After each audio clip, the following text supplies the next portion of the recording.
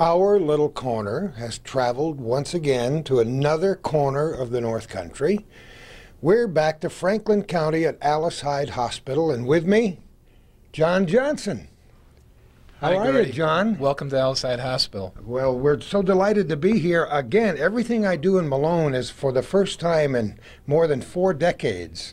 And when Calvin and I turned the corner to come here this morning, I said, I think that's the way. And then I turned the corner and looked at this facility, and it doesn't necessarily reflect the images I have in my mind. Well, obviously, Gordy, a lot has changed in the last 40 years, but a whole lot has changed in the last 4 or 5 years, too. About 5 years ago, Hyde Hospital began to look forward to the year 2000 and said that in order to prepare ourselves for the new millennium, that we should be going out to our communities that we serve, finding out from our communities the type of services that we're providing and how well were we providing them, and also trying to determine what services might be lacking in our area that our residents were interested in having us provide.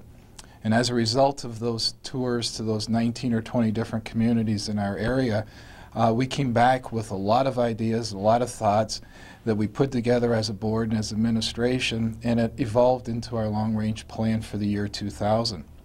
So over the last 2 or 3 years, we've been actively not only theorizing as to what the plan ought to be, but we've taken some aggressive actions in trying to address the needs that the people have requested of us.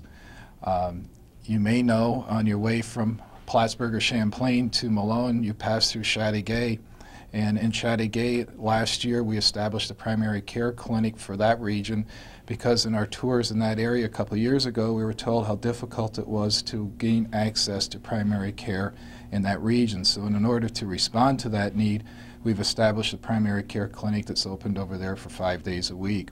We did the same over in the Brush to Moira area where we have a primary care clinic going in that area. They're extremely busy, much busier than what we'd even anticipated in our most optimistic thinking. So we feel that we've addressed the needs in those areas.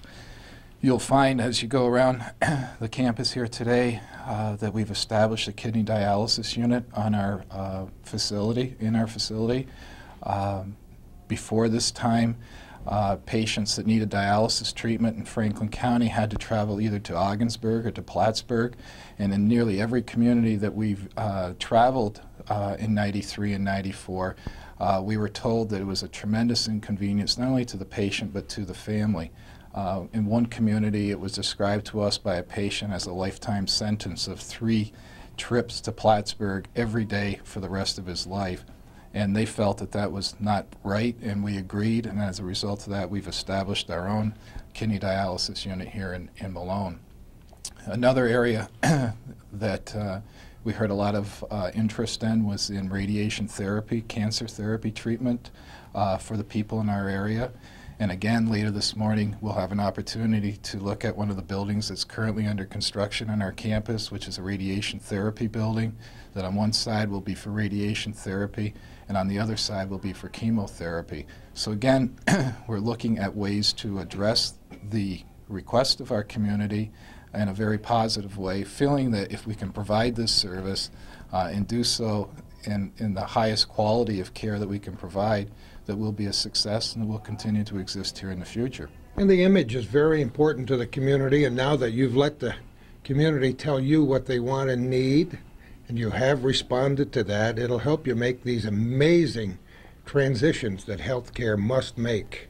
Well, it's a very challenging and some would say scary time for healthcare. We look at it as being challenging, and we knew that 3 or 4 years ago that if we were to stay ahead of the curve, that we had to be aggressive and we had to be proactive and we had to get out, and it's kind of a basic philosophy. If you think of it, Gordy, it says find out what your community wants, give it to them, and give it to them as cost effectively and as the best quality that you can provide. And if you do that, I think we'll be successful. Before we go a moment farther, though, there are a few things we have to clear up. First of all, what the heck is this game of horse that you claim to have won over Calvin over here? Calvin's daughter and my daughter both play in the Lake Champlain Lakers basketball team.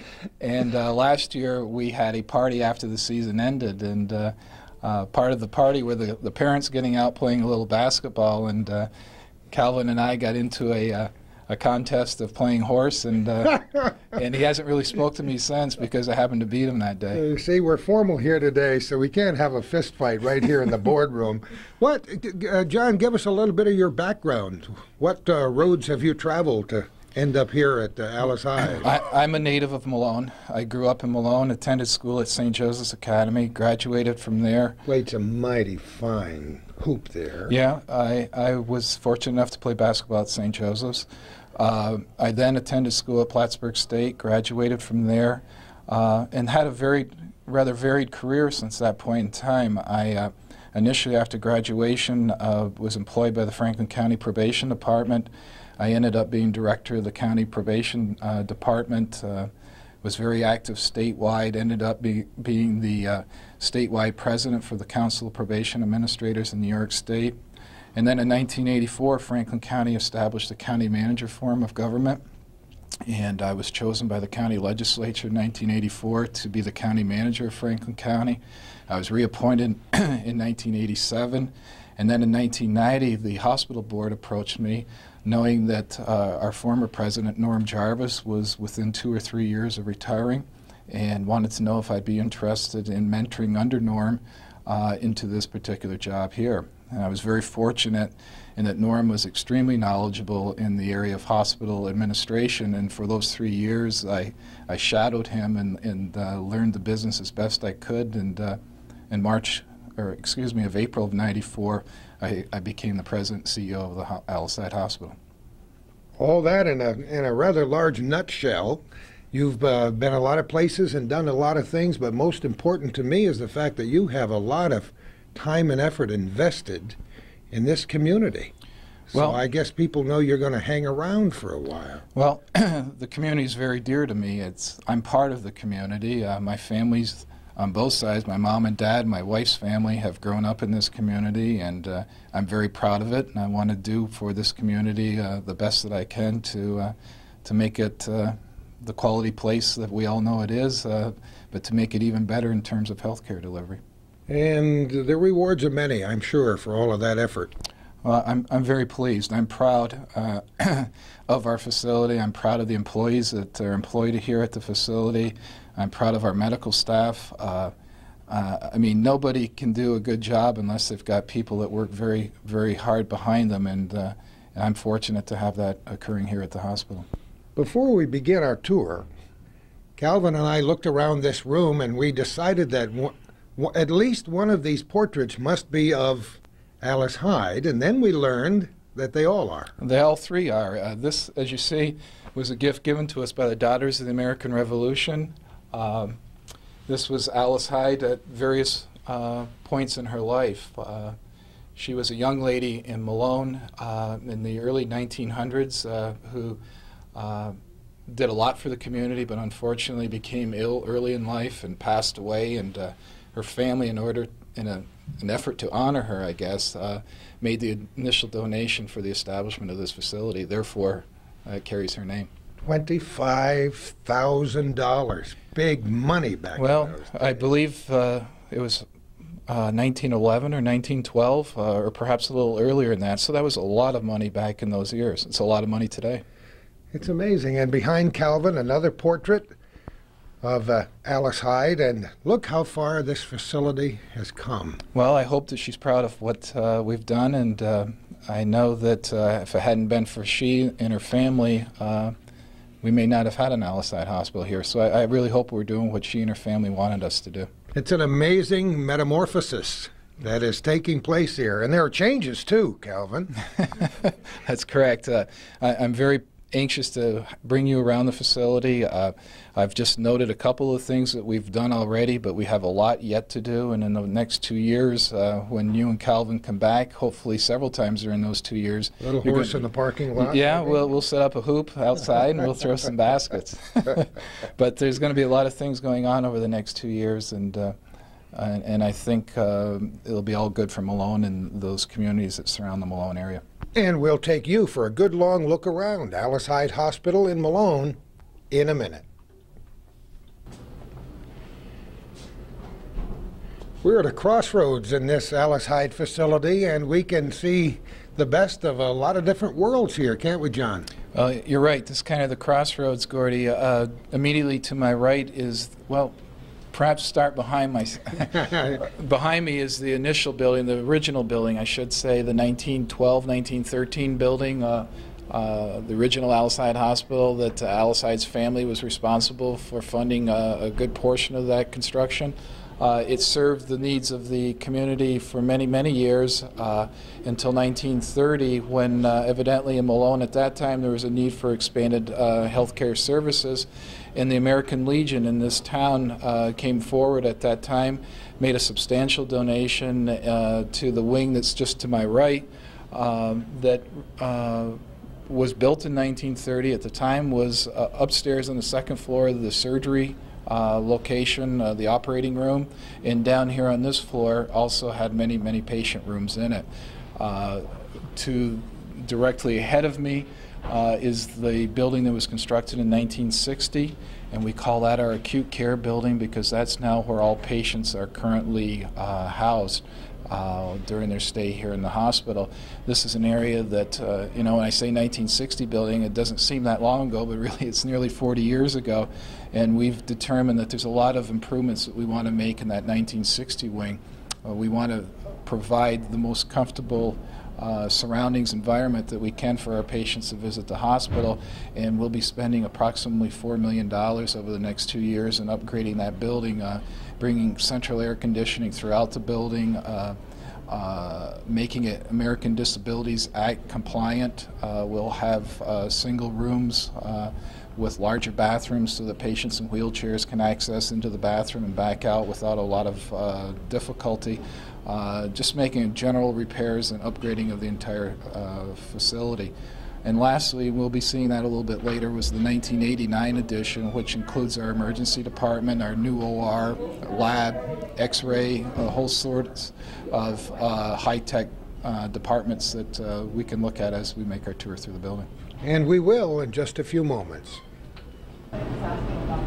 We're in the 1913 wing of the Alice Hyde Hospital now, John, and we're looking at the photographs of some of the old stalwarts here, aren't we? Yeah, those were some of the physicians, Gordy, that were at the hospital in its early years. I would suspect that that's probably in the early 1950s and before. Some of the pictures up near the top were physicians that were here very early on in the Alice Hyde history. And one of them has a relative working here now. Well, yes, Dr. Philip Gorman's son is Dr. David Gorman, who currently is on our staff here at Alice Hyde Hospital. I'm looking to see, now we have Dr. Hartman Jr., who's on our staff now, whose dad practiced here for many, many years, but it was obviously before his time that this picture was taken because he's not on the wall there either. But you know, we've said before, and we'll probably say it again before we finish this feature series called Our Little Corner. It's very nice when a hometown boy or girl can go away to school and get an education and come back to that hometown and make a career there. Right. We're fortunate, and I agree with what you're saying, Gardy. I think about 6 of our staff, medical staff, are local people that grew up here, went away to school and came back and are now practicing medicine here in the Malone and surrounding area. And I think it's nice, you know, and we hope that we can attract more young people to do the very same thing. What else do we have in this part of the hospital?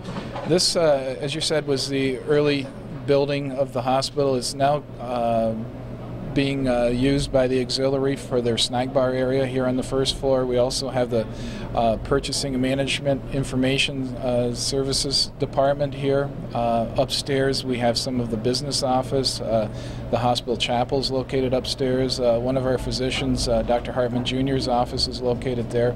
So it's basically been converted into administrative uses at this point.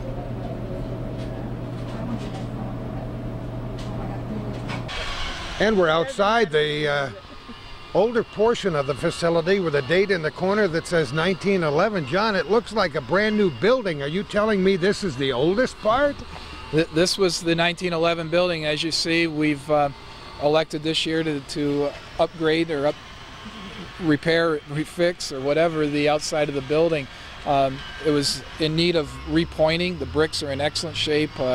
Masons that we spoke to indicated, in fact, that they had not seen brick this great of shape for a building this age. So we're doing what we need to do to tighten up the building, to waterproof it, and to make sure that it stays here hopefully for another 80 or 90 years. We have found that to be true in talking with various facilities that were built earlier in this century. When they try to modify them, sometimes they have trouble taking the walls down because they were built so substantially. This was kind of built like a fortress. You know, it's poured concrete, most of the walls. It would be a difficult time taking it down. And it's such a nice building, and we feel it's part of our history.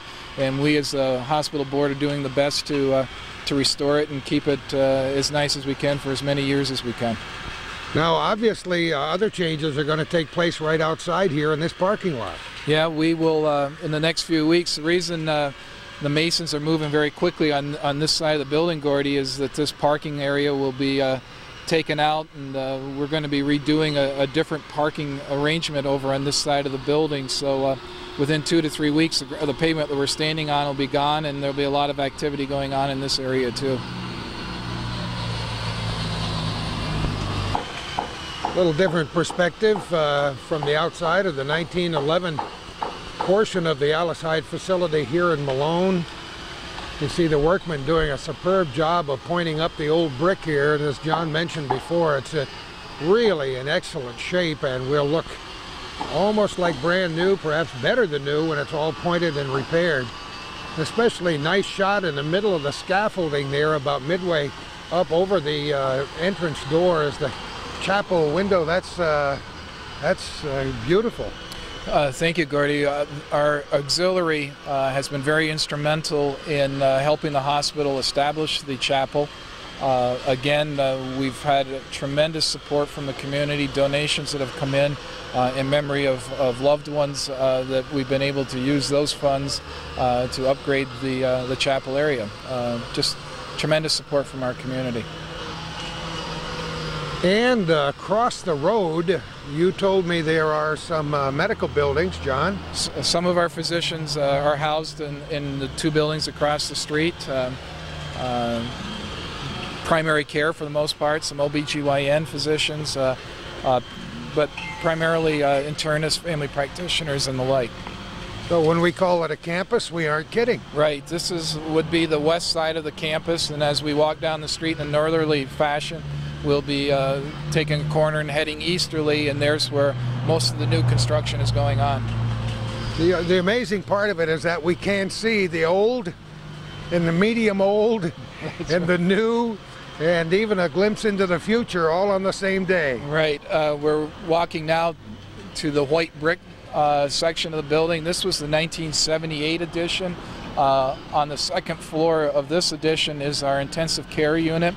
And down on the lower level right here with close access to the community is our outpatient clinic for patients that may be visiting the emergency room and really not be in need of emergent care, but can be satisfied by being taken care of in this clinic setting. And the grounds outside are really beautiful. Well, I'm kind of a stickler for things like that, and we've got a great maintenance staff who does their best to make it look as nice as we can around here, and we're continuing looking for ways to make it look even nicer. We're now, Gordy, approaching the 1960 building. This building houses the acute care patients that are the inpatients in our facility. The top floor, 3rd floor, is the maternity floor, and it also serves currently as an area for our education department. The education department provides education for not only our employees, but also provides educational programs for the community at large. On the 2nd floor and on the 1st floor, as I said, is where our acute care patients are located, and on the 1st floor is the cafeteria the dining room, respiratory therapy services, and our pharmacy. I'm duly impressed already by this facility, and I haven't even viewed a tiny fraction of it. I wouldn't be surprised if people who are viewing this program through the three-county region here in northern New York would also be rather amazed to find out that a facility in a town, this village the size of Malone, is this big. Well, we don't just provide services to the people in the village of Malone. We predominantly are the healthcare facility for all residents in North Franklin County, a lot of residents from the western portions of Clinton County, and also a good number of people from the eastern portion of St. Lawrence County, the Messina, Potsdam, Nickelville regions. A lot of those residents visit our facility, and quite frankly, that's where we took our traveling roadshow in 1993 and 94 to some of those communities, because we know where our patients come from, and we wanted to make sure they were involved too. Unless I miss my guess, we just passed the food preparation area, because I thought I smelled vegetable soup. Well, I told you Boy, that smelled good. I told you we were just going by the dining area. Oh, wow. This building right here, the red brick with the white brick trim, is the 1989 edition, and this is basically our high-tech building, state-of-the-art building. It houses a brand new state-of-the-art operating room on one of the floors. It's also the home of our emergency department, our radiology department, our laboratory, and some of the ambulatory surgery departments. So it's the newest building. Unfortunately for Alice Hyde, it's the high-tech building, which means that we've really got state-of-the-art equipment and state-of-the-art facility for the provision of those services. So once again, people don't have to travel for the services they need. They can get them right in their hometown. Right. And you'll notice here today we have our mobile MRI.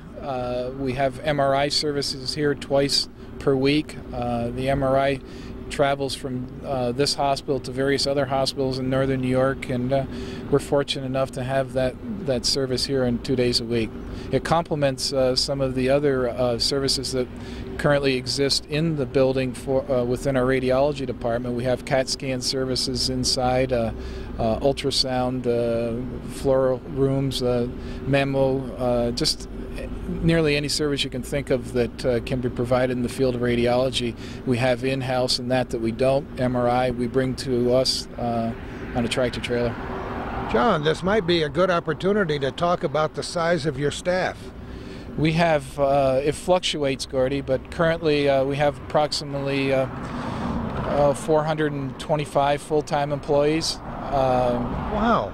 Why does that blows me away, 425? Well, we not only are a hospital, we also have attached to us a 75-bed skilled nursing facility. So there are approximately 100 or more employees in the nursing home. So with both facilities combined, it's approximately 425 people. I'm impressed. Big employer in Malone and Franklin County. Big payroll. And yet another angle of this wonderful facility we call the Alice Hyde Hospital in Malone.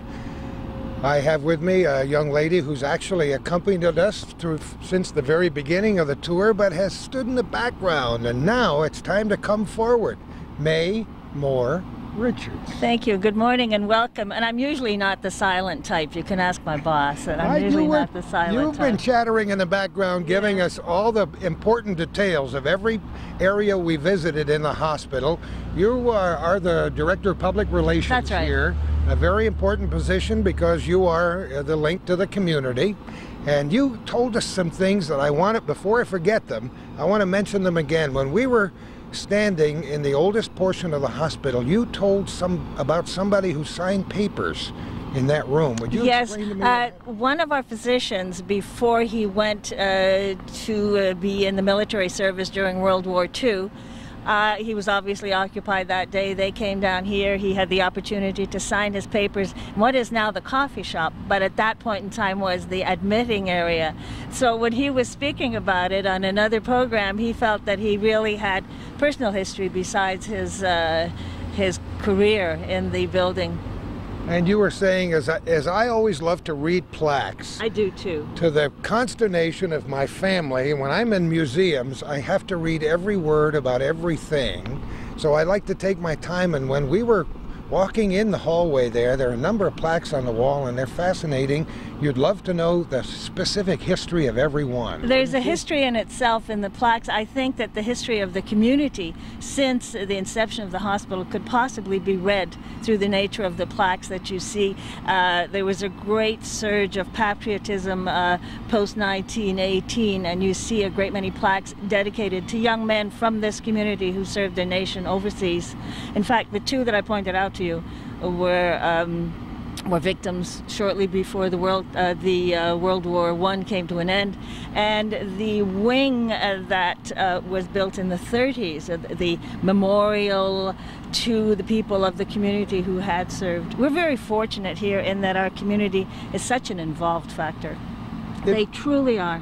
It is, and it's enriching to us as outsiders from this community, but I was a former resident of this area. It's wonderful. It's like coming back home. Well, I think that Malone and Alice Hyde is very fortunate to be able to remain rural in the sense and keep the best of small town values, and at the same time deliver big city medicine. I really think that that is much to our advantage, and to the people who use our facility, that they still feel that we care about them as an individual, as a person. You have a very interesting background, and I've been able to pick up little bits and pieces as we go. We were standing next to that great project where all the brickwork is being fixed up on the old building, and you were saying, yes, this is this and this is that. How did you know all of that? My father, I'm from Scotland, from a place called Paisley, which is just outside Glasgow.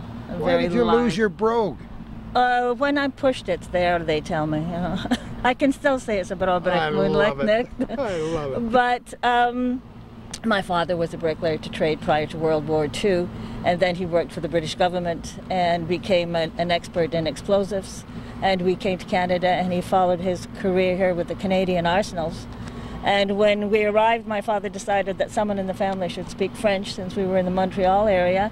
And I was it. I was educated in French and taught English as a second language in French schools. And this is my second career, and this is an awful lot more fun than my first one. What was the first one now? I taught English as a second language. Yes, okay. Yeah. Isn't that amazing? Yeah. And now you've made Malone your home. Yeah, very, very happy to be here. It's a beautiful, beautiful community. Well, I wonder if the Littles and the Richards actually knew each other back in Scotland way. I've never been there, but I would love to trace my roots. My husband's ancestors came from the town that I grew up in Scotland, but left it hundreds of years ago. Isn't that amazing? Serendipitous, isn't it? Yeah. Yes, but then that's what life is all about. John, I want to talk to you just a moment about how we had to, you know, life goes around some pretty funny turns, and where we are today, it's hard to remember sometimes where we were. But we're talking about the physical aspect of this neighborhood having changed when the new building was made, and you told me 4th Street had to take a little different turn or two. Right. Gordy, as we continued to move northward down Park Street, in 1985-86, they determined that if they were going to extend any further north, there was going to have to be something done with 4th Street. And the hospital and its board and administration at that time approached the village of Malone, and again, showing the support of our community, the village agreed, and they actually moved 4th Street further north, making the kind of curve that you see right before you now in the roadway. So the village does a lot for the hospital, and this is just another one of the examples of their commitment to making this place a good place. Tell us what our camera is looking at across the street. Now, in the far building, that's your pride and joy. Well, everything here is pride and joy. That's my latest pride and joy. That's the construction that's going on currently. It's going to be housing the linear accelerator for radiation therapy services here at our hospital. The linear accelerator will be located on the right-hand side of the building as we look at it, and on the left-hand side will be Dr. Myrna Sanchez's office. Dr. Sanchez is a medical oncologist. She'll be providing medical oncology services in that building. That's scheduled to be be opening on or about September 15th, and a few days after that, on September 21st, we plan to have a facility-wide open house. It will be a Sunday from 1 until 3 o'clock in the afternoon, at which time we'll have tours of all of our facility. There will be a dedication of the chapel at that time that, as I spoke about earlier, was made possible by many benefactors here in our community. Immediately to our left, Gordy, is a building that was just completed and occupied in February. And on the left-hand side of that building, and we'll see in the inside if you care to tour it, our new kidney dialysis unit. 9 stations, beautiful state-of-the-art facilities, state-of-the-art equipment. And to the right of that building, inside the building, is our new physical therapy department that we're also very, very proud of. And I don't know if you can see way to our left. I guess we can see the roof. We can see the roof. We're blocked from cars, but that's one of our other medical office buildings where a lot of our physicians hold their office practice out of. This is basically the east side of the campus, and we continue to make changes over in this area.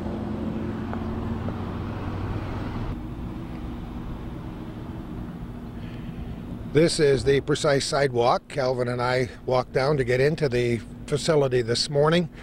The Hyde Hospital Association, and the flowers are very nice, John. Well, thank you. We are very pleased with the way they've turned out this year. We always try to have not only in the front entrance of the building, but throughout the campus as many flowers as we can, and I think it lifts people up a little bit to see the beauty of the flowers, and that's what we want to do around here. It says the Ben and Irene Bregman Memorial Wing. What's the background here? Ben and Irene Bregman are a family that has been in the Malone area for many, many years. Have donated a great deal of money, not only to Hyde Hospital, but to other social projects that are going on within the community. And back during the 1989 campaign, Mr. and Mrs. Bregman donated a significant amount of money to the campaign, and in response to that significant donation, the hospital board of trustees elected to name that wing after those two individuals. So they've been very good people in our community, and we felt this was a way of honoring all that they've done for us. Terrific. And as you and I do a little pirouette here and look to our left, we're looking at... That's the hospital's nursing home, the Hyde Hospital Nursing Home. That's a 75-bed skilled nursing facility. It's at about 99.9% occupancy at all times. Always have a waiting list for people to get into our facility. We're very proud of the care we provide. We have, again, in the nursing home as in the hospital, tremendous staff that do an excellent job in providing quality care to the residents of that facility. I noticed a nice gazebo there. That was constructed prior to my getting here. Again, it was felt that it would be a pleasant location, a pleasant spot for the residents to come out during the nice weather during the course of the year when the weather's nice, and it's used quite a bit by our patients, and even some of our employees that take their 10-minute breaks will go out there on a nice warm day and just get some rest and relaxation. This kind of facility has changed so much over the years. Unfortunately, senior facilities had a bad name for a long, long time, but now as families are working hard to make these decisions as their parents and their loved ones, shall we keep this person at our house, or shall we take them to this facility? They should come down here and take a look around. They most definitely should. We're extremely proud of our facility. New York State, many people will criticize the fact that it's a highly regulated state, but I think there's some merit in strict regulation on the part of the Department of Health to ensure that the healthcare facilities that exist in New York State are top-notch. Sometimes they require things of us through the rules and regulations that we question, but for the most part, they result in top-notch facilities throughout New York State, and we're very proud of this facility. In fact, Gordy, you point to a good dilemma that a lot of families face. My mom was a resident of the Alcide nursing home 6 months prior to her passing away, and it was a tough decision to make as a family as to whether Mom could stay at home any longer or if this was the place that she needed to go. And we did a lot of soul searching, but after Mom was placed here, I think we all agreed that it was the right thing to do. And I would agree, if anyone's got that little wrestling match going on within their mind, that they ought to take a walk down here and see just what type of care that their loved one will be receiving. Some of the nice homes over there. Yeah. Well, you are right in the middle of a work in progress in Malone. As a matter of fact, we're standing on a newly paved parking lot, John. This is the parking area that will be utilized by the cancer therapy patients and staff. The parking lot was designed and constructed to handle about 58 cars. 20 of the cars will be, or 20 of the spots, I should say, will be reserved solely for the cancer therapy building. The other spaces are being saved or put aside, I guess I might say, for this location over directly behind you, Gordy, the White House that is part of the hospital campus. This White House will be demolished within the next several months, and it is our plan that there will be another building constructed on this corner, perhaps to house 4 physicians. And again, in the designing of the parking lot, we worked with architects to make sure that there would be enough parking to handle the patient load that 4 physicians would need. So now let's look at the outside of this building. As we approached it, you told me that it was part of it was built before the building was constructed around it. Right. This part right here that we're looking at of the building that has no windows because that's where the linear accelerator will be located. And behind the clapboarding that's going on is what is known as a vault, and the vault is 5 to 6 feet thick concrete. In order to be sure that the radiation that goes on inside does not escape. So basically what happened here is we built a big cement vault that was rather ugly, I think, in the community for several weeks, and then they began to encase the building around the vault that had been constructed. And it looks great. Oh, it's a beautiful building. And in just a few moments, we'll take you for a look inside. We could probably get...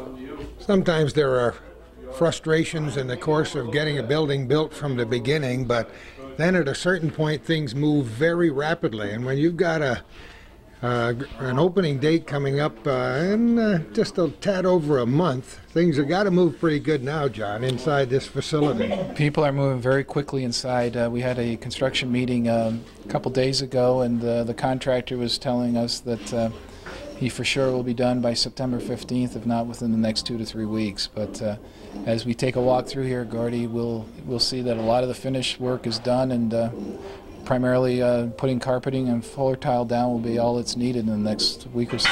Very nice wallpaper in here. Yeah, it's beautiful in here. Very nice. And this, John, is the medical oncology unit? This is where our physician, our oncologist, medical oncologist, Dr. Sanchez's area will be. This will be where patients that are undergoing chemotherapy will report to, and there will be some minor chemotherapy procedures that occur here. But for the most part, this is Dr. Sanchez's side of the building, and she's been highly involved with the design of it and the picking out of the colors and the wallpaper and so on, so that we have a happy physician who's ready to move into a new building. And the happy end product of all this will be the ability to save lives and serve more people in the community, and perhaps chip away at that terrible stigma attached to the big C. Right. Obviously, we hope that our efforts are extremely successful and that recovery occurs. That's our main hope. It will also provide for this treatment close to home without that travel of an hour or more one way and back another hour, either to Plattsburgh or to Ogdensburg. And as you know, Gordy, cancer doesn't wait for good days to travel. It Traveling occurs at all months of the year and all sorts of weather, so this is going to make it much more convenient for the residents of our area. I love to follow advances in the field of medicine just as an outsider reading about it, because I like it when people are healthy. I love it when I feel healthy, and I know you do too, John. And in the last couple of decades, so many advances in this field have been made that we have a lot to be thankful for. This truly is a field of science and technology, and we may from time to time complain, and sometimes rightfully so, about the prices we pay for health care, but the level of technology that we're dealing with now is so expensive. Pieces of equipment that look the size of a washing machine easily cost $250,000, and quite frankly, in 2 to 3 years, they're outdated because new technology has replaced the technology of 2 years previous. So it's a price we pay, but I think we've got the best medical care that is provided anywhere in the world, and unfortunately, in order to keep ahead of the pace, it costs money, and that's reflected in hospital bills and nursing home bills, but it's kind of the old adage, you get what you pay for, I guess. Boy, in this building, the equipment can't be purchased at the 5 and 10, that's for sure. Extremely expensive equipment housed in here, extremely a lot of technical expertise needed for people to work on it day to day, and obviously for those people that work on the machine itself when repair is needed. And when we get to the kidney dialysis unit, you'll find that the equipment over there is extremely technical too. True scientists work in these places.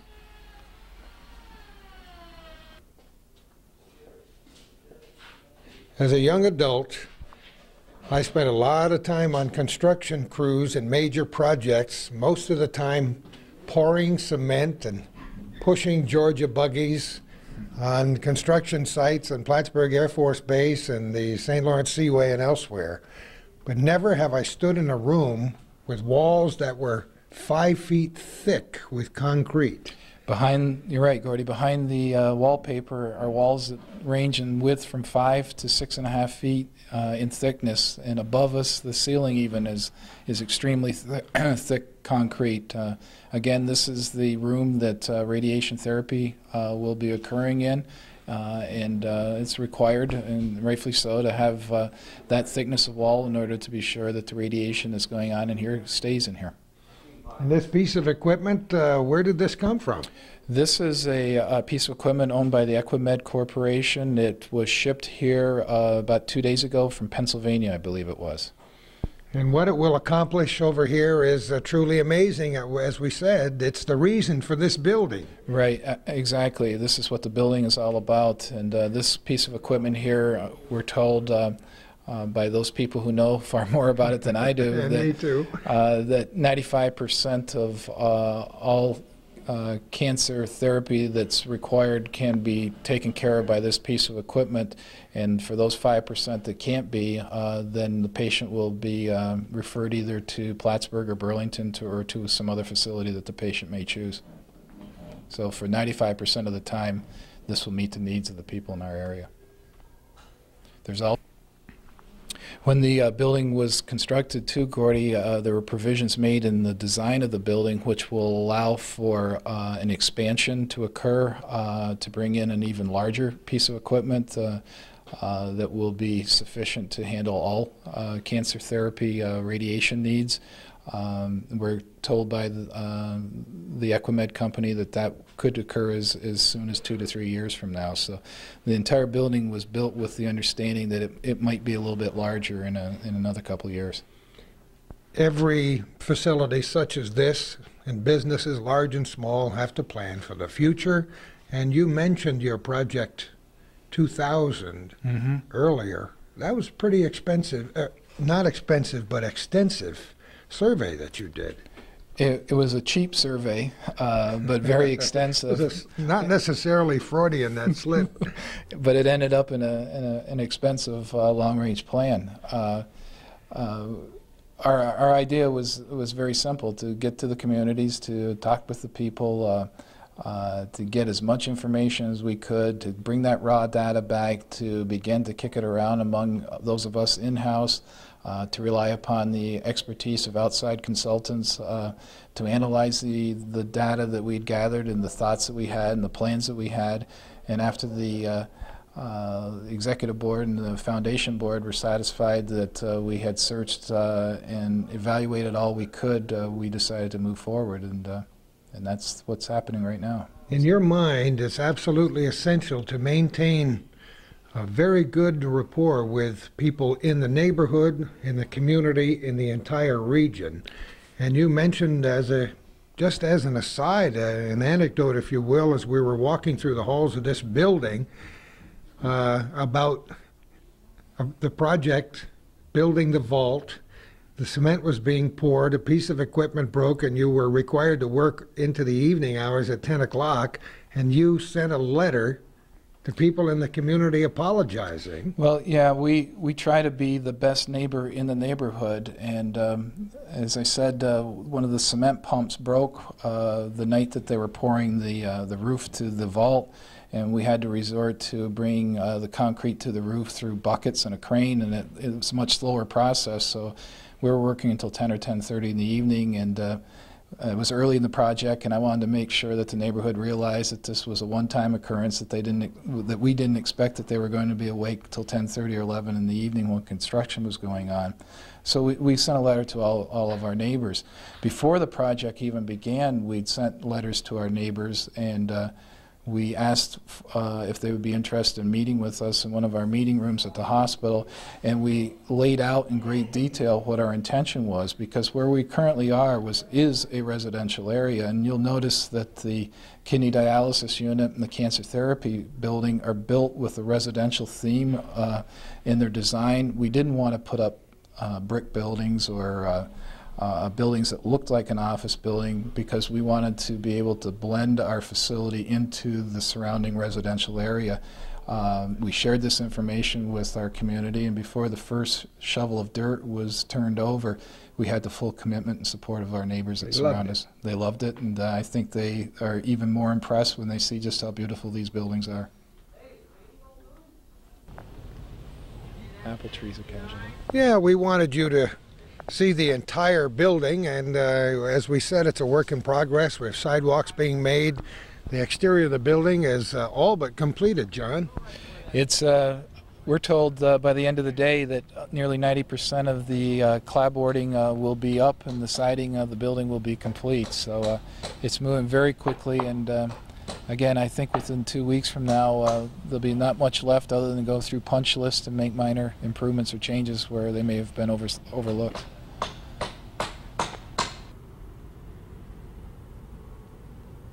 After an hour of filming, John told us to take a hike, and we all did. And where are we now? We're at the northern point in our campus, our developed campus, I should say. Still to the north of me is another 43 acres of land that the hospital owns. But you'll see the north end of the kidney dialysis building, hemodialysis building, right straight ahead of us. And over to the right from there is the view of the hospital facility from the north. Immediately to my right is the another medical office building where we have upstairs 4 physicians, and when you drive down the little drive here to the back side of the building, there's an open basement area that serves as the offices for the Franklin County Mental Health Program. It's operated by North Star Industries. It's mental health counseling and substance and drug abuse counseling services that go on downstairs in that building. And if you look, you'll see the windsock and the helicopter pad. That's utilized by obviously helicopters for transporting our patients that need treatment in a tertiary care facility to that facility, and it can either be Plattsburgh or Burlington, but for the most part when the helicopters are called in, the patients being transferred to Burlington. You said you own a considerable amount of property on the back end. Yes, we have 43 acres that extend to the north. In fact, we have a little less than 43 acres now because we've just sold about 6.5 acres to the Malone Adult Center immediately to my north and a little bit to the east. And it will be the new home of the Malone Adult Center. And it's also, they've been notified of funding for congregate housing program. I believe about 20 units that will be located just down in a very beautiful area of our campus, and we're very fortunate to have been given the opportunity to provide that space to the Adult Center, and we feel that it's going to be a good marriage, and that we can benefit by their presence here, and they can benefit by our close proximity to their residency. There's a big need in all communities for that. Absolutely. If you know, it's one of the areas that I'm thinking about in the future that we need to get involved with. This Long Range Plan 2000 has provided a lot of the healthcare services that our residents need, but there are other needs that are also prevalent within our community, and one is housing. You spoke earlier about the dilemma one faces is should your parent remain at home or should they go into a nursing home? Well, there's a lot of people that home isn't the correct place, nor is the nursing home, and we need a transition of some sort, another option, some type of housing that perhaps people could be have the availability of cafeterias dinners if they want, or else cook dinners in their own place, or perhaps have a public nurse in the building, or a nurse of some sort in the building that would allow the patient to, or the resident to have as much freedom as possible, but to be in an environment where he's protected. And I think that that's a role that hospitals need to play in the future. We are changing in terms of healthcare throughout the country, and hospitals have got to react and change and diversify, and I think it makes a lot of sense for hospitals to look at meeting not only the healthcare needs of their citizens, but also some other needs that contribute oftentimes to poor healthcare, and that's one area is housing. And to make that decision of what happens to mom and dad easier, not only for them, but we also have to consider their feelings as well. Oh. These are people who spent a lifetime contributing to their communities, doing all the things you and I have talked about today, not to mention raising us. Right. And now we owe them the respect that they'd like. Right. And I think, quite frankly, it can be a least costly alternative.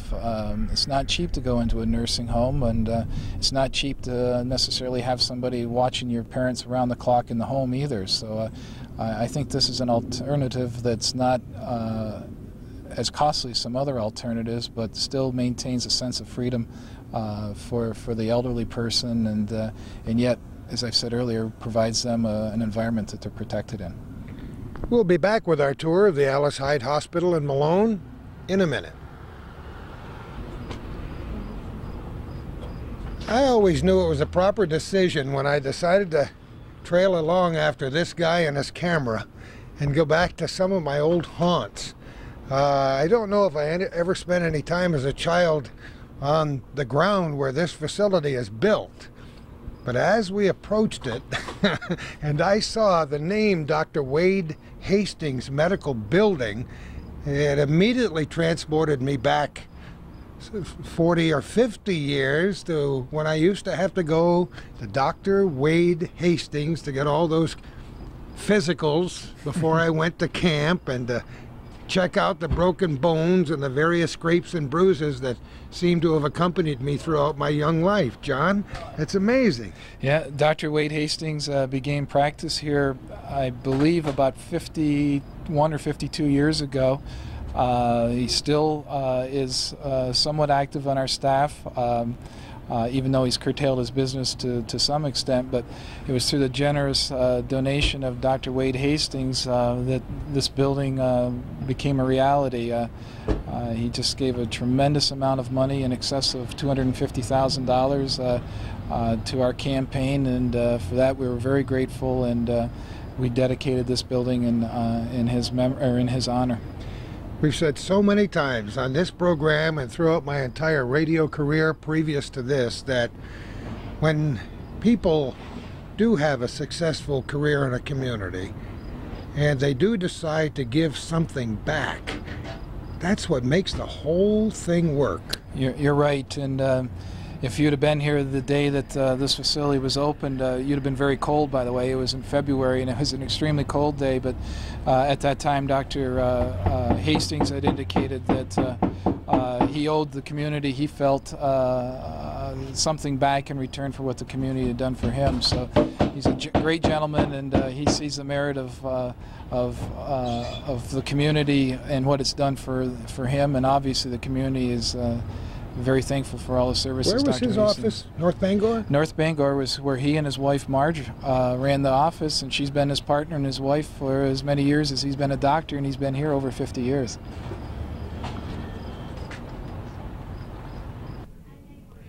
There are lots of stories to tell at this Alice Hyde facility, and we're inside the building from which we just spoke of the porch, and mentioned an old physician of mine from many, many years ago. And we noticed another plaque on the wall. Explain the background to us, John. As you said, we're in the foyer of the Wade Hastings Medical Office Building, and immediately to our front is the Holmes Physical Therapy Department. And Ed Holmes, for whom the therapy department was named after, was a physical therapist on our staff for many, many years, and was highly respected by his employees and the physicians that work here, and by all those that he helped through the many years of service here at Alice Hyde. And at the time that the building was being constructed, there was a real movement within the community to see if the hospital would consider naming this facility the Physical Therapy Department in his honor. And Dr. Wade Hastings, who, as I told you earlier, is from the North Bangor area, was extremely supportive and very much in favor of the idea, because Ed happened to be a North Bangor boy too.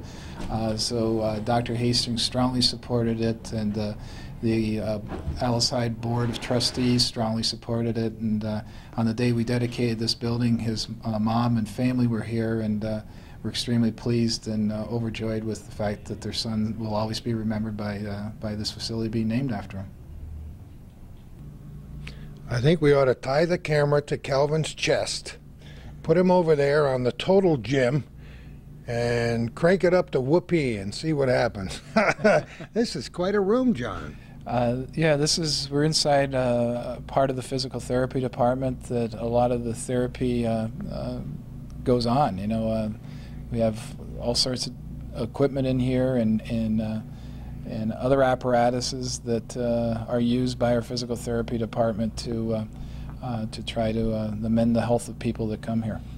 PT, as they call it, is a critical part in people's recovery from all kinds of injuries, and for those of us who have ever played sports, we know how important it is, even from the grade school and high school level, to have somebody there that says, here, let me push it this way. And right, we have, you're correct, we can have the very elderly people in this facility, but we also have the high school athlete in here, or the young child who may have twisted the ankle or the knee in the wrong way, and this staff does a remarkable job getting people back on the mend again. We work very closely with Dr. Rabinovich, who's the orthopedic surgeon, and help make people better and get back on the job or back on the basketball court as quickly as they can.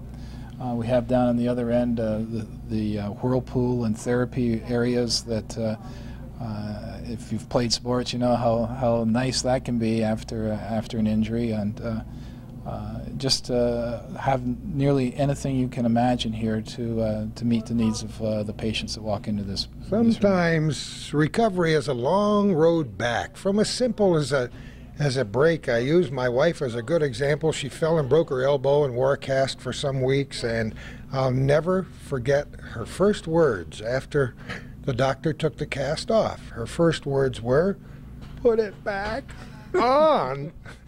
And it's difficult. A friend of ours who's been a state trooper, Dick Garcia, for years, got tangled up with a ladder and fell off, and we met him at the Essex County Fair, and undergoing therapy on his leg.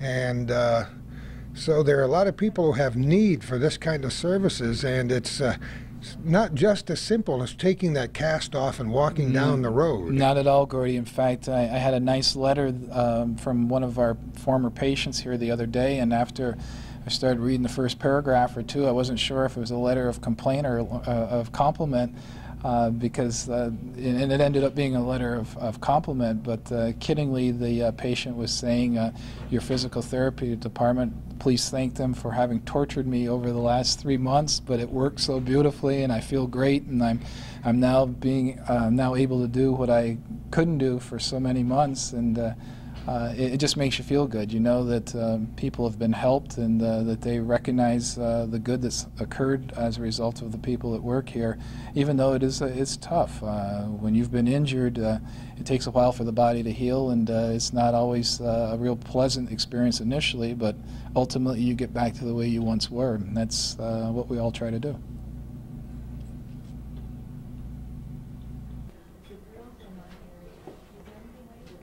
We're in a trauma room with Marie Haggerty. How are you? I'm fine. Terrific. We didn't mean to put you on the spot here today, but we would like to know what goes on here. Well, this is the room where we put our patients that are more seriously ill. Someone that we're concerned about either has major trauma or maybe is having a heart attack. Anything that we think puts the patient at immediate risk of either serious illness or death comes back to this room. Fortunately, there's no one in here right now. That's right. So we'll take a brief respite. When somebody said the machine's not in here now, it's upstairs, what were they referring to? We have a camera and television set that allows us to hook directly to Burlington. It's a telemedicine machine. So this is really exciting for me. Tell me about it. Well, if we have a patient back here that has multiple trauma, has been in a major car accident or some serious injury, that we need help on how to manage this patient, we can call over to Burlington and we can get a voice and a face of a surgeon or someone else that we need to speak to who can also see this room. So they can look directly at the patient, they can look at the EKGs, they can look at the x-rays, and we can talk to them just as if they were in the room with us. So we can speak to an expert when we need them and get advice immediately. What an amazing advance. Communication's the name of the game. It's the business we're in. But you're in the business of saving lives and making people better. And if you can do it that way, it opens up a whole new vista. It makes a big difference. You must have been excited the first time you tried it. Did you stand by the first time they used it here? Were you involved? I don't think so. I'm not sure. We've used it. We haven't used it in quite that capacity yet. We have that ability to do so, and one of these days I'm sure it will happen. We have talked with them about other problems, though, and have used it that way. It works great. Well, I hope you never have to use it, but when you do, I know it'll be terrific. Thanks for having us here. Thank you. We move so many times, I'm never exactly sure where we are, but we're with Dr. Rihani. How are you? Very good. Terrific. Where are we now? We're actually in the CAT scan room. This is the CAT scan machine right behind us. This machine, although this is a rare moment, there's nobody on it. A very rare moment. It's usually running full time, all from morning until pretty much 5 o'clock. You're planning to get a new one soon, though. Well, we're upgrading it to a what's called a helical CAT scan machine, which gives us a lot more information and basically allows us more precision in diagnosing problems. And it's a quicker machine too. I'm sure many of our viewers have no idea what a CAT scan does. Basically, it's a table with a donut, and the table slides through that donut, and it's a special series of X-ray beams that are projected through it, and it gives us kind of like bologna slices through the body, any part of the body that we're imaging. So we're looking at the body as if we're slicing it across. And we look at the anatomy that way, and we're able to look at a host of different diseases, and it's pretty much the workhorse of the department. And it makes you wonder what you ever did before it got here. Oh boy, I shudder at the thought. You told me you've had some pretty important personages here. You had a couple of Montreal Canadiens. Yeah. Well, first of all, every patient is important, but we've had some VIPs come through. They came, two Montreal Canadiens, Saku Koivu and Marc Bureau, were injured in early December, and they needed actually MRI examinations, magnetic resonance imaging of their knees, and the machines in Montreal were fully booked, and they needed answers pretty quickly. So we are the closest place, and we were able to supply them with anything they needed. And they had their exams done very quickly, and it helped in their treatments. Healthcare system in Canada, for our viewers that may not be aware of it, is far different than ours here in the States. And sometimes waiting lists are rather long. They're very long, actually. In speaking to some of my colleagues north of the border, they sometimes, although every life-threatening situation is dealt with promptly, if you're dealing with something that may not be, although a lot of things are unknown, you could wait on the order of a few months for an MRI examination or ultrasound examinations, and that becomes pretty frustrating when you're dealing with a patient who has a problem and is unsure of what exactly is wrong. So yeah, things do take a lot longer there, and that's why we've had a few patients that have come down here looking for more prompt treatment. And obviously it didn't matter that they were famous hockey players. They didn't move them up on the list much faster, did they? We had an opening on 2 openings that day, and we just put them in. We didn't bump anybody off any list. I meant in Canada, they were still on the list there, and they couldn't get it done quickly. Right. It was over there. No, they were waiting, and it was quite a while before they had any openings for them. And we have very, very good relationship with Canadian colleagues, Canadian medical facilities. As a matter of fact, some of the physicians who work here at Hyde are originally Canadian physicians. Right. It's just the border, and the area is very close, and there are quite a few docs who were here from Canada, myself included, and it's for Americans. 10 miles south of the Canadian border seems like a far way away, but for Canadians, it's actually south, so it's not too bad, and it's a beautiful area too. It's a gorgeous area to live in. Doctor, how much different will the new machine be? It'll be very different. I mean, the capabilities of the machine to do 3-dimensional reconstructions and the detail that will be supplied will be exquisite compared to this machine.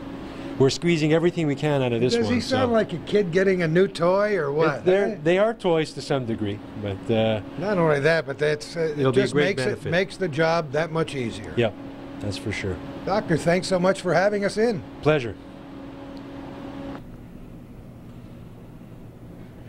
This is not necessarily an afterthought, but an addendum or a PS, if you will.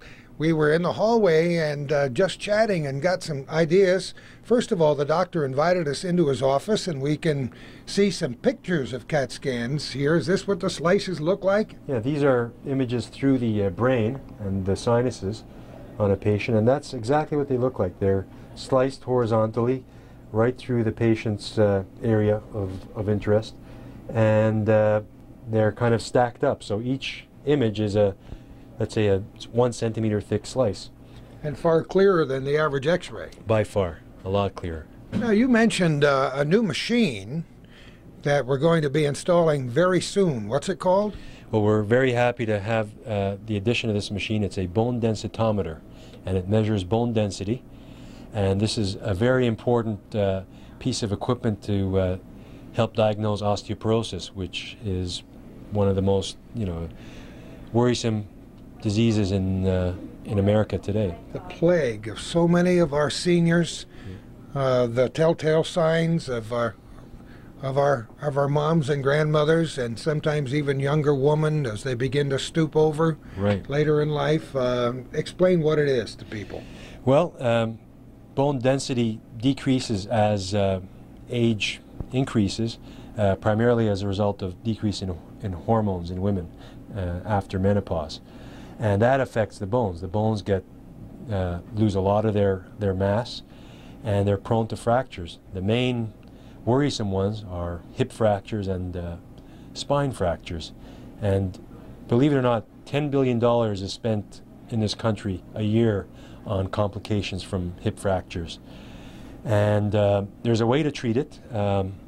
First of all, you have to diagnose it, and this bone densitometer will let us know if a particular patient is at risk for fractures. It'll tell us about how dense their bone is and if it's below normal and how much below normal it is.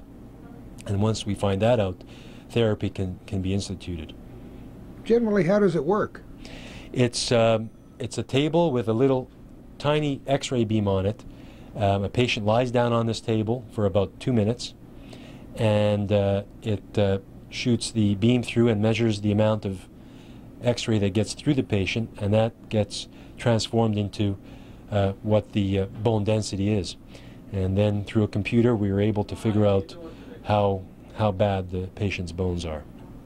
And then that's plotted on a graph, and we can compare it to a normal patient. And if they are a certain amount below normal, that's when therapy is started.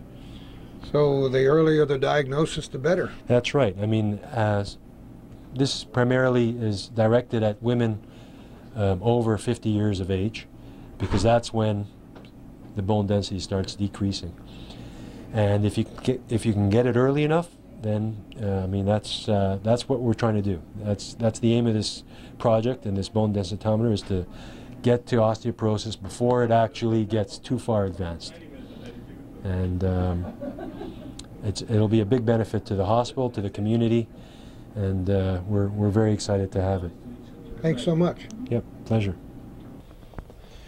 I might say there's been an interim that you didn't see. Television is amazing. We can cut out anything we want to. And I'm not sure that most of our viewing audience is ready to watch Gordy Little eat lunch. But I should say that we were treated to a fine lunch here. John, thank you very much. You're welcome, and I'm glad you enjoyed it. I certainly did, especially that dessert. Oh, my, my, my. Where are we now? We're in the solarium on the maternity floor, Gordy. This is where family members can congregate and just wait for mom and baby to be ready to greet their visitors. So it's just a kind of a gathering spot in the maternity floor area. And then we're going to take a little trip down to the next level and walk out on the roof and get a real perspective of the neighborhood. Yeah, we have an area out on the roof, as you said, that we can get a pretty good view of our entire campus, at least the eastern side of our campus area. While we still have the opportunity, and I'll do it again as we wrap it up, but I want to thank you very much for inviting us to town today. Not only have I received a liberal education about your wonderful facility, but I've shared some great memories. Well, thank you, Gordy and Calvin. This has been fantastic for us. We're always trying to do whatever we can to make the public aware of the services that we have to offer here at Alice Hyde. And through venues such as this, it gives us that opportunity.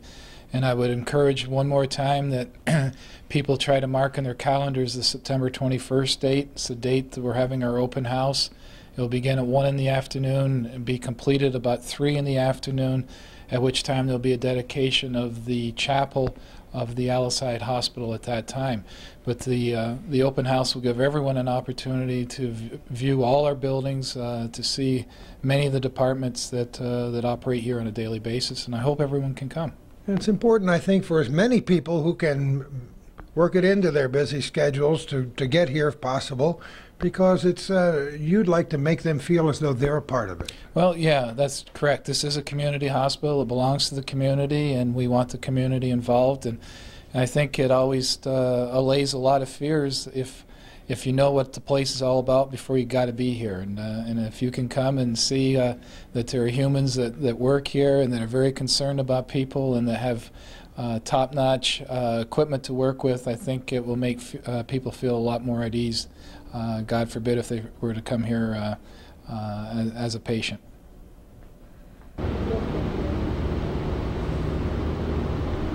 I think there was an old rock and roll song that said "Up on the Roof," but you may last a long time before you hear the three of us try to sing it.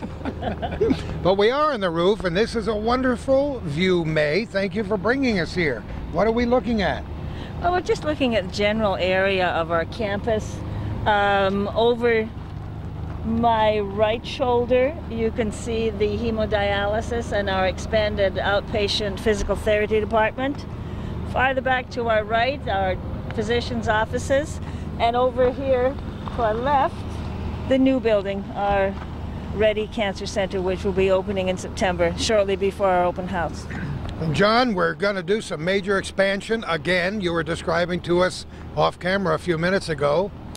Yes, in addition to the rehabbing of the 1960 acute care building that we talked to earlier, they want to bring up to the year 2000 in terms of the interior of the building.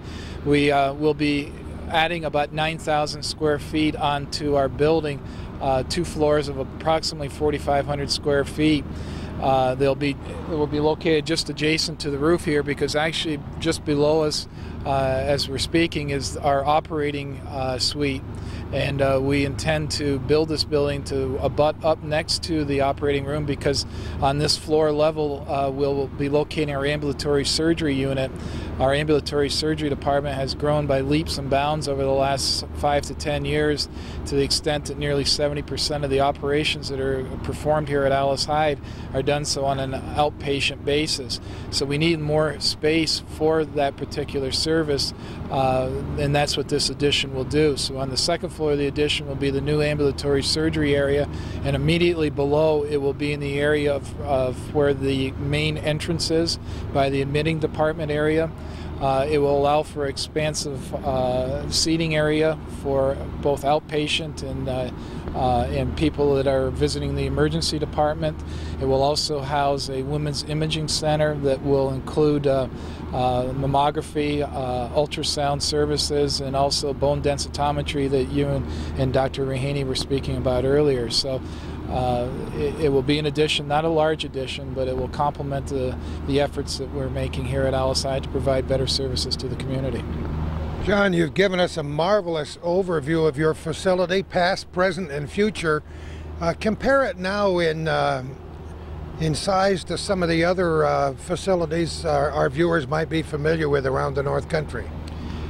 I can tell you in general terms, Gordy, I would say that we're similar in size to the facility Adirondack Medical Center in Saranac Lake. We're similar in size to Canton Potsdam Hospital. We're a little larger than Messina's hospital. We're smaller than CVPH in Plattsburgh. And we're about the same size, perhaps a slight bit smaller than Hepburn Medical Center in Ogdensburg. So we're all pretty similar in size, Plattsburgh being the larger, and probably Elizabethtown being the smaller of all of us. But there's tremendous cooperation. We get along very well. I belong to the North Country Healthcare Association. It's made up of not only hospitals but nursing homes and others in the North Country region that stretches from Watertown to Plattsburgh down as far as Elizabethtown. And we meet on an ongoing basis, and our whole point is to try to cooperate with each other and to share experiences with each other in order to try to make each of our communities have the best healthcare facility they can have. We've at Alice Hyde had tremendous support in the past and currently from people at Champlain Valley. We have a very good relationship with Adirondack Medical Center and also with Messina and Canton Potsdam. Just briefly, we've just been awarded 3 of our hospitals, Adirondack Medical Center, the Alice Hyde Hospital, and Messina General Hospital, a rural networking grant award that's been given to us from the state of New York, which amounted to a little over $250,000. And the intent of that grant is to try to develop closer working relationships with hospitals in rural areas, trying to get them to network with each other. And Messina and Adirondack and Alice Hyde made application earlier in the spring, and I'm happy to say we're just notified we've received $250,000 or more from the state for that purpose. The world indeed does get smaller and smaller, doesn't it? It does, and I think gone are the days when hospitals absolutely refuse to speak to each other for fear of competition. I'm not going to tell you that there's still not a degree of competition out there, but and a great deal of pride in your own facility. Exactly. But in order to exist in today's world, you have to work with other hospitals, and you have to try to make the best with the few dollars that are available for us to do our job. I've just been so overwhelmed and impressed by you two people and by the good time we've had today in Malone.